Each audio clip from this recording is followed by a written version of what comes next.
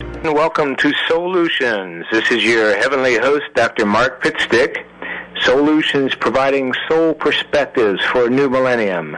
This is a show that assumes we are souls. There's much proof and evidence out there that we are souls. And given that, how shall we live? How does that affect every area of our life? Dr. Jeffery Mishlove, he has a Ph.D. in parapsychology from University of California, Berkeley.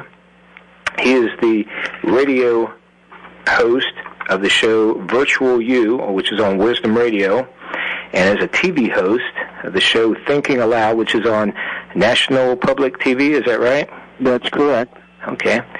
He has written the book The Roots of Consciousness, which is a huge, very interesting book. I saw Dr. Mishlove last year at the Conference on Science and Consciousness in Albuquerque, New Mexico. He was one of the key speakers there, and I think one of the more frequent presenters, and loved his material, and we're glad to have you on the show. Welcome. It's a pleasure to be with you. I know you cover a lot of bases in your work. You're very eclectic, and as we mentioned, communicating earlier on, tonight we want to focus, though, on practical spirituality, kind of the spirituality portion of what you do. Mm-hmm. And so, first of all, if you would tell the people just a little more about yourself, please. Well, I like to think I'm a person who embodies practical spirituality. I have many interests. I organize, for example, a nonprofit group called the Intuition Network. It's dedicated to the purpose of creating a world in which all people are encouraged to listen to their inner intuitive voice. I'm involved in business interests, and it seems to me that the path of spirituality or mysticism isn't complete until it involves some activity, some action in the world. Well, I don't know where to start. First of all, I heard 3 of your talks, and you just covered so much information, and I've been reviewing your website, which, by the way, for listeners, is www.mishlove.com, and that's MISHLOVE. And so I certainly recommend you check out that website and learn much more about Dr. Mishlove's seminars, the conferences he'll be speaking at, his books, and TV and radio shows. First of all, I guess I have a question about the terms consciousness, soul, mm-hmm. and spirit. How would you define those? Are they interchangeable loosely? Well, in everyday language, they're pretty interchangeable to my way of thinking. And when you get into philosophical discussions, there are many nuances. The soul, for example, to me refers mostly to the emotional body, the longings that we feel, especially our longing for union, which in a way is what the spirit has already achieved. The spirit is one with everything. The soul is that part of us that is longing for that union, and the ego, or normal mind, sometimes feels completely separated from that oneness. We go about our lives imagining ourselves to be separate and distinct from everything else in the universe. And then consciousness, how would you fit that term with the others? Consciousness is one of the most mysterious things of all. Consciousness is our subjective experience, our awareness of things, but we don't know its outer boundaries. I like to think, frankly, that everything is conscious, every molecule, every grain of sand. Well, I'd certainly agree with that.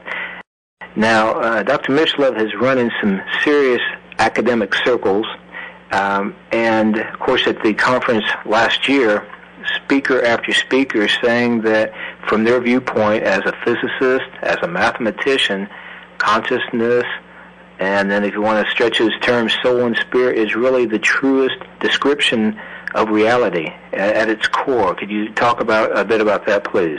Well, that relates to the ancient myths about the origin of the universe. In the beginning was the spirit, and the beginning was God, and the beginning was just this oneness, and in the oneness was conscious, and the oneness, for a variety of reasons and different myths, desired to create a universe. And so the sense is that matter and energy, time and space all evolved out of consciousness.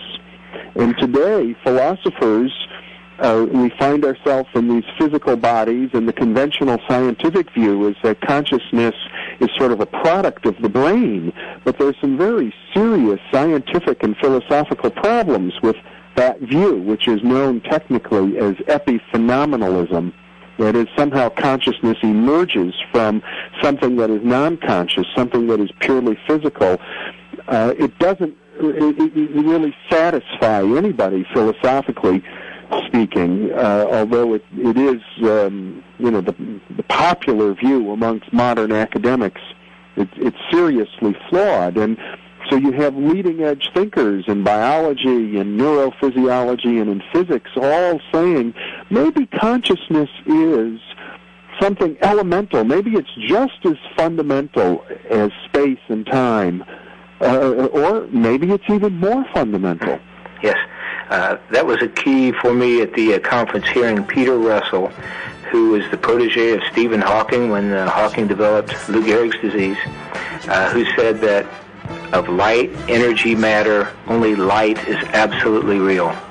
And we were talking before the break about the scientific, the academic viewpoint that spirituality, consciousness is perhaps the truest description of reality, much like great spiritual teachers have taught us over the years. Jeffrey, could you expand upon that some of the prominent scientific viewpoints on that? Well, for example, Sir Wilder Penfield, who is the great Canadian neurophysiologist. If you travel to Montreal, you'll see there's a Wilder Penfield street named after him right there in McGill University, which is the big academic center there. And he conducted hundreds of operations mapping the brain and also mapping the functions of the different hemispheres in people who had epileptics, where they would cut the corpus callosum in order to cure the epilepsy, but it meant that the two hemispheres functioned separately. He's considered one of the greatest neurophysiologists of our era, and he wrote a book in which he said, after spending a whole lifetime considering the human brain, he had come to the conclusion that consciousness is not produced by the brain, but you might say that the brain acts as a receiver of consciousness. Consciousness exists somehow in the universe, and it massages the brain.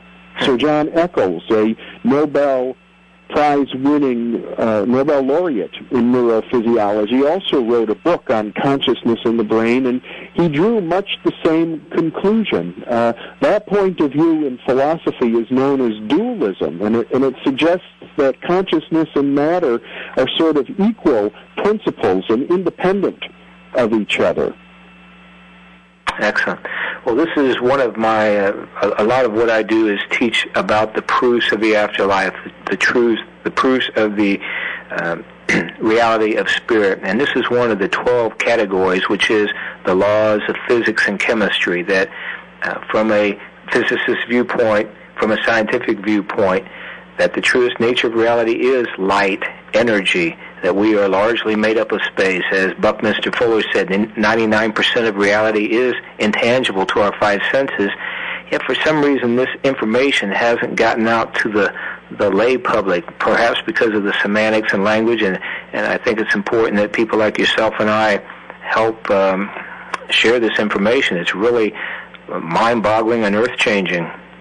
Well, I think it's also when you see reality through your eyes, it appears as if you're looking at solid objects. And when you touch objects with your hands, they feel pretty solid. It's not as if you can push your hand through a door or through the wall. And when you walk in your building, the floor holds you up. So we're under the impression that this physical world is pretty solid if we just rely on the information of our five senses. But when we begin to contemplate what we know in physics using all sorts of technological instrumentation and what we know through inner contemplation of our own inner senses, our intuition through consciousness, then we understand that the world of the senses is not the whole picture. Have you seen enough evidence yourself to personally convince you of the reality of the unseen world? Oh, yes. There's more to life than meets the eye.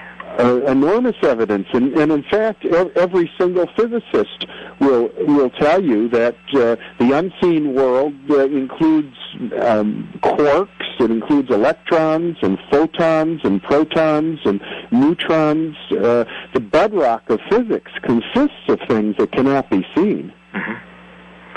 And one of the proofs that I look for is a life-transformative aspect. In other words, with near-death experiences, for example, people who have a true one of the validation aspects is it transforms their life quickly and consistently for the rest of their life. Have you experienced something like that yourself? This is a personal epiphany when you realize all the evidence. I have never had a near-death experience, thankfully. But I've interviewed many people who have, and it is a life-transforming experience, but often a difficult transformation. I interviewed Betty Eadie, who wrote the book Embraced by the Light, and it took her nearly 20 years to work through the profound spiritual and psychological changes to bring her to a point where she could speak publicly about it and write about it. It's not always an easy thing. Sure. We've got to take a break. We'll be right back, and I'll ask you to share the history of psychic research, how there's really nothing new about new thought. It goes back to antiquity, and there's been much research in this area. We'll be right back with Soul-utions. Welcome back to Soul-utions, answering those age-old questions. Who are we? Why are we here? What happens after we die? And once we know we are souls, how does that affect every aspect of our lives? How shall we live? And helping us look at those important questions tonight is Jeffery Mishlove. Jeffrey, before the break, we asked you to share some of the history of paranormal research, some of the antiquity, and that there's really nothing new about New Age or New Thought ideas. Well, that's a lot right there, because New Age and New Thought ideas are a little bit separate from paranormal research. The scientific research into extrasensory perception and life after death and reincarnation, psychokinesis, and telepathy really began about 150 years ago, in the middle of the 19th century. Some of the leading scientists of that era were involved. People like William James, who was America's greatest psychologist and America's first psychologist, an enormous intellect, a giant of a thinker. Yes. And many people of his stature were involved in the field. There are now thousands of published experimental studies and case studies in this field documenting the existence of these powers of the human mind and exploring related areas like survival after death. Now, the question, though, of the New Thought movement, positive thinking, how far back does that go? Well, you can trace that back to ancient philosophy. Sure. That goes back much farther than scientific research into the paranormal. I know at the conference you documented how much research was being done, especially in Europe, in the late 19th century. And is this one of these things that has cycled through time, comes into more general awareness, and then not?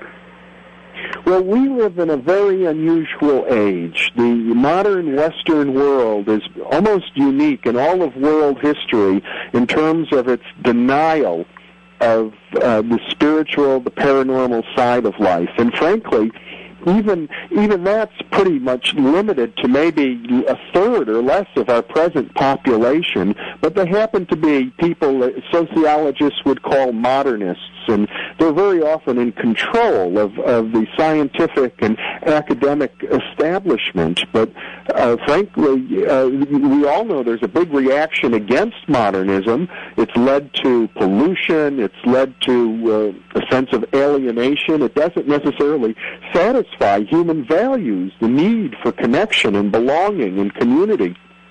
It's why many people seem to want to go back to the old-time religion, and you have a resurgence of religious traditionalism, and then you also have a resurgence. I think the largest group in our population now are what sociologist Paul Ray calls the transmodern cultural creatives, people who are looking towards the future, and they are oriented towards a new universal spirituality.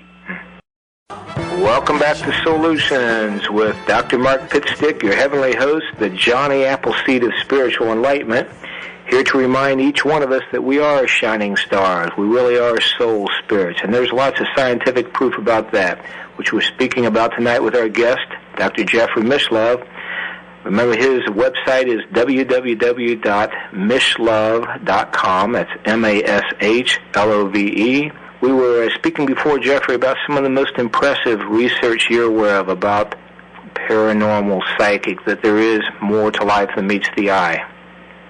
Well, I think one of the lines of research that is especially fascinating is the work on reincarnation that was done by Dr. Ian Stevenson at the University of Virginia, Department of Psychiatry, as well as many other researchers. Dr. Stevenson has been engaged in this work for about 40 years now. He has collected thousands of individual case studies, and typically these cases are of young children who begin to tell their parents that they remember their past lives. They may be 5, 6, 7, 8, even younger. And if in the best of these cases, the parents notify researchers before much has been done, and the researchers will collect a lot of information from these children. It's often a lifetime in another village somewhere, and then they are able to verify whether the information provided by the children is accurate. And in a large number of cases, there's been a great deal of accurate information provided by the children. And what's particularly fascinating is that often these children have birthmarks that are associated with the wounds, particularly the death wounds, of the people whose lives they remember having been before. Yes, thanks for bringing that research up. That is amazing, and again, something that everyone should know about it, because really the proof is there. The research has been done. It's just a matter of disseminating the information. As you mentioned earlier, though, there is some resistance to that, and we explored at one of your talks at the conference last year a topic which is apropos here, and that is, why don't more people want to develop their paranormal abilities or admit they're there? Or as Nelson Mandela was speaking about, why is our greatest fear to realize our brilliance? Would you share some of your insights on that, please? I had the opportunity on one occasion to interview Arthur C. Clarke, the great science fiction writer, about this. I asked him, Mr. Clarke, do you believe in ESP? And he said, no, I do not, because I don't want anybody to read my mind. And I think that's one of the fundamental fears that we have. You know, Sigmund Freud pointed out, we don't even want to know what's in our own mind. And if we're not willing to look at the contents of our unconscious mind, how frightening it must be for us to have other people see those things. And that's the basis of civilization. And I think, you know, it's a very healthy movement that's taking place now, where more and more of the unconscious is becoming conscious. People are getting more comfortable with the contents of their own minds. And I think as a result of that, we'll become more and more comfortable accepting and owning our own psychic and spiritual capacities. How much of this fear do you think is attributable to the early teachings that many of us had that connected psychic phenomena, the supernatural, paranormal, with the occult, the devil? Well, that's part of it. But we also think of our own natural urges, our sexual urges, as being diabolic, and our aggressive urges as being diabolic. So we go through life, you know, as civilized people, pretending that we don't have these urges, and it creates a split. In a way, you might say that there's something schizophrenic about civilization in general. We pride ourselves on these high values, and then we seem to have recurring war and conflict, and we really need to resolve these issues on every level. And so with an emphasis on practical spirituality and with the name of the show, Soul-utions, what do you recommend as some practical steps people can take to accept their various parts of themselves? Well, of course, everybody is going to do something different. What I encourage people to do are to get together in small groups with a group of friends and just talk about it. Share your inner being. Share your intuitions. Share your dreams. Talk about your meditations or your spiritual practices. And you'll find that everybody you know is something of an expert, and many times it's everybody is involved in a spiritual search, but we're afraid sometimes to talk about it. And just to have a little social support group can make an enormous amount of difference. Good. And I think the role for many of us is to be like a shaman, and that is walking with one foot in each world, the physical world as well as the spiritual world. It's a tricky walk, and it takes balance, but it's possible, and I think that's a calling for many of us now in the West. And not only is it a calling, but it's a reality. We're all in two worlds anyway. We might as well own up to it. Yes. Let's get a little more far out here for a moment. There's some different theories around about why some of this, well, first, that the human species was originally supposed to have or designed to have powers of telepathy and ESP and so on, and then look at why some people have those powers, others don't. And I've heard theories like genetic engineering by malevolent ETs, that are part of our DNA is inactivated. What's your view on this?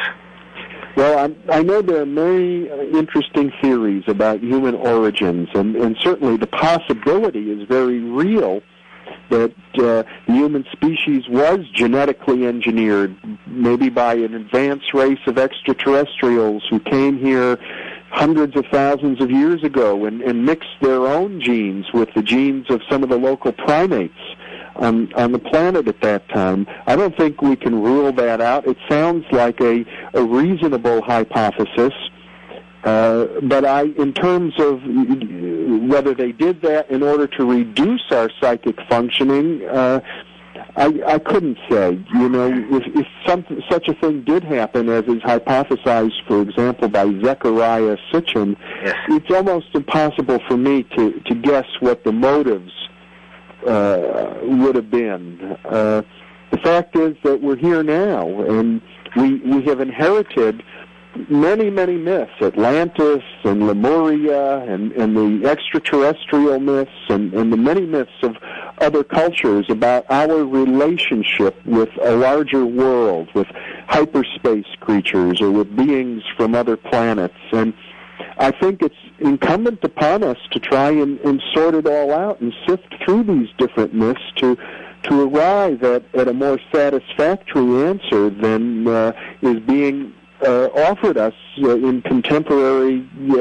academic thinking. There are plenty of problems still with Darwin's theory of evolution. That one does not need to be a creationist in order to acknowledge that the picture of human origins is still very incomplete. Well, I told folks in the beginning of the show that you were very eclectic, but I'm learning tonight just how eclectic you are. You've really covered a lot of bases, because I know you hang with some really solid academic figures, scientists, and so on, and to take into account some of these others, for example, William Bromley and Zechariah Sitchin. I'm impressed at your openness. We've got a break coming up, and for the last spot, I'll ask you to share some about Intuition Network. I've been kind of saving that for the last, so stay tuned with us. We're interviewing tonight Dr. Jeffery Mishlove. Again, his website is www.mishlove.com, MISHLOVE, the best way to access information about all his various outreaches. And also, I want to pass on that we were talking about Ian Stevenson's research earlier. His work is very erudite. His latest book, Reincarnation in Biology, is 2,200 pages, not very accessible to the average person. But there's an excellent book out by Carol Bowman, called Children's Past Lives, which has a long chapter on Dr. Stevenson's research and does a very good job of reviewing that. Jeffrey, before the break, we were mentioning you're the director of Intuition Network. Would you tell folks about that, please? Well, one of the projects that we sponsor is called our Sacred Sites Mystery School, and we will be taking people to Egypt in about a month to visit the Great Pyramid at the spring equinox. It's our belief that these pyramids and the other temples and tombs were used for purposes of spiritual awakening, and we go there with many teachers of intuition and use the occasion of being at a sacred site at a special time of the year as an opportunity to look more deeply within ourselves. And it seems as if the gifts of the Spirit are much more easily accessible in those places and at those times. So we go to Egypt, we go to Machu Picchu.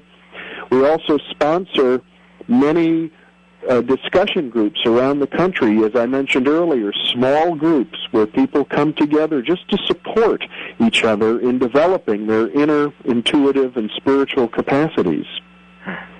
Beautiful. I loved on your website the quote about Intuition Network, organization dedicated to helping create a world in which all people are encouraged to cultivate their inner intuitive resources. Now, what an important outreach that is. I was also impressed that you have Kevin Ryerson as your board of directors.